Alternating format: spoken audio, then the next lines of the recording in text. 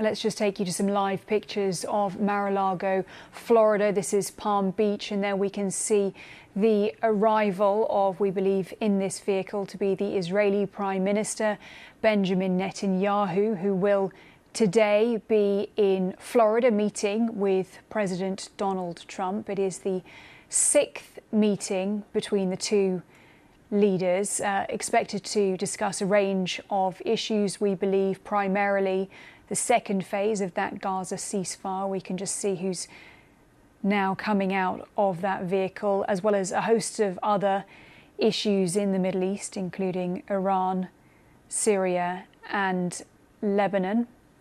First, the Israeli Prime Minister will be meeting with Marco Rubio. There you can see him heading into what is known as the Winter White House, informally in the United States, where Donald Trump has been holding meetings. And there you see the two leaders meeting, a flurry of diplomacy happening there in Florida at this present moment. Let's listen in. For the last 3 days. President Trump, are you going to have a green light for another attack in Iraq?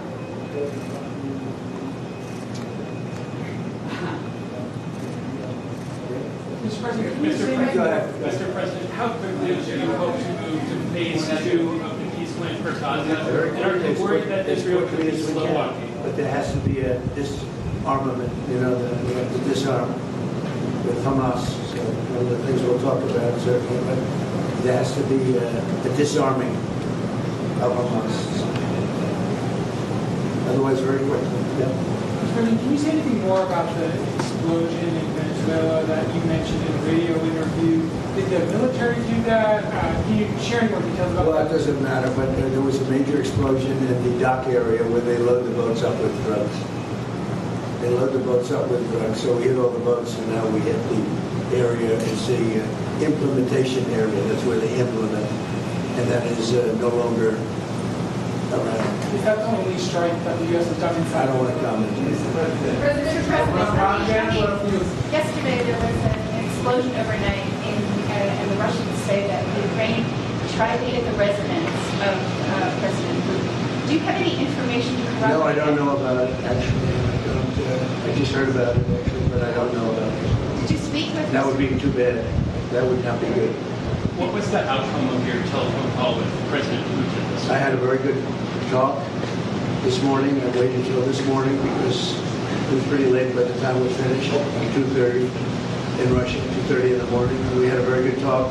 We spoke at 8 o'clock in the morning hour time, and it was a very productive talk. I mean, we have a few very thorny issues, as you can imagine. He knows about thorny issues probably better than anybody in the world, but it's working out. We have a couple of issues that we're going to get resolved, hopefully, and if we get them resolved, you're going to have peace. You're going to have Ukraine. They're losing 26,000 soldiers a month. Can you believe it? A month, 26,000 young, beautiful soldiers, and plus some people small, but a lot, still people, and it's a lot of people. But 26,000 soldiers were killed last month. Yes, please. President Trump, are you going to allow Turkish forces, and do you expect Turkish forces to be stationed in Gaza?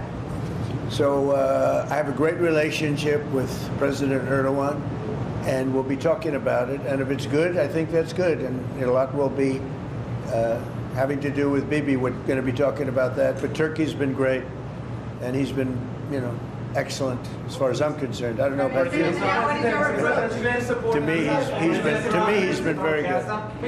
Can you guarantee that?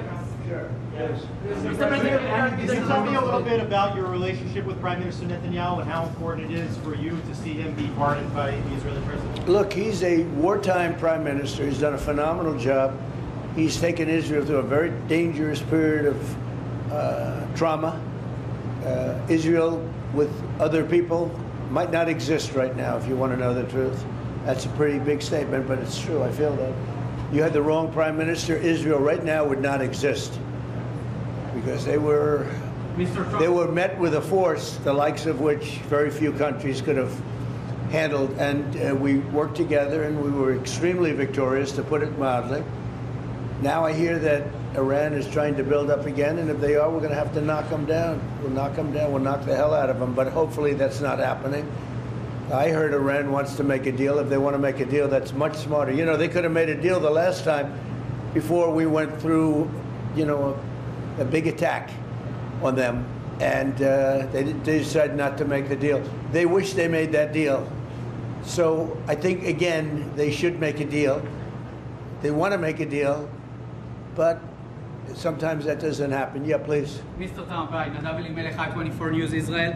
Would you support the overthrow of the Iranian regime? Of who?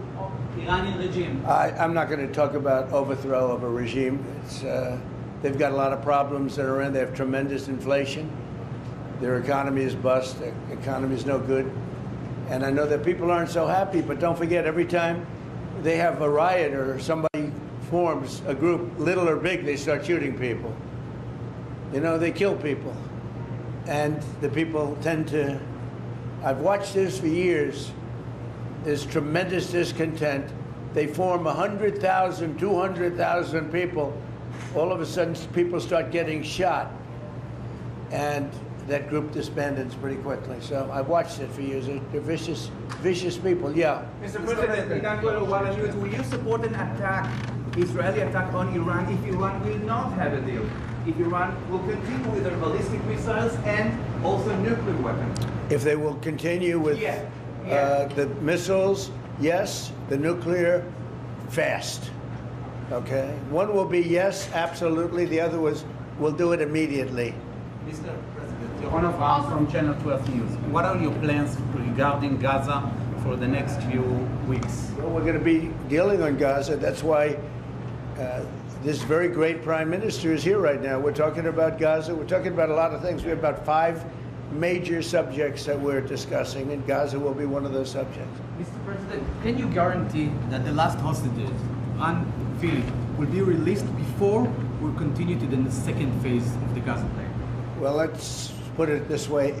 Every hostage just about that's been released was released because of me, Steve Witkoff, Jared Kushner, my whole team, Marco Rubio, Pete Hegseth. They were all released because of us.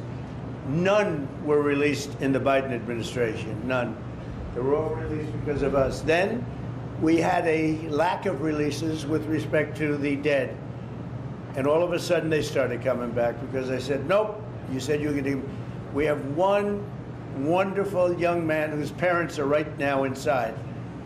And he's, what beautiful parents, a beautiful brother, sister, and like a beautiful family, and they're waiting for their son. It's the only one left, and we're doing everything we can to get his body back. And the parents just said, hopefully he's alive. And I said, I'd love you to think that way. Okay? President so we're Trump, doing everything we can. do you have President Trump, Out of all of these people, and I'm not just talking about the final 20. Right. Look at all of the people. What do you think the total number is? 255. 255. 254 came out, one more. Think of that. And we got them all. President Trump, does the reconstruction of Gaza, President Trump, does the reconstruction of Gaza, does the reconstruction of Gaza will begin even before Hamas is disarmed? I think it's going to begin pretty soon, yeah. Before Hamas He's looking forward to it, so am I. Look, what a mess. What a mess it is. And it's been a mess for centuries, really. It's been a mess for a long time. It's seems to be born for that, but we're gonna straighten it out. No, we're already starting certain things. We're doing things for sanitary conditions and others. But Gaza's a tough place. You know the expression, it's a tough neighborhood. It's truly a tough neighborhood. Yeah, you had a question in the back? Go ahead. Yeah, please, go ahead. I'll ask you about the relationship between you and the Prime Minister. What about it?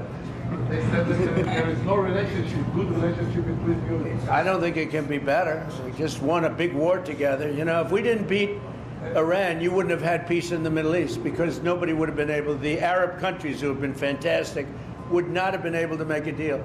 If we didn't wipe out their nuclear, we wiped it out. If we didn't wipe out with our beautiful B-2 bombers, if we didn't, and we sent a lot of Tomahawks in there also, by the way, from a submarine. What about the pardon that the president of Israel needs to give the prime minister? A pardon? Pardon. I think he will. How do you not?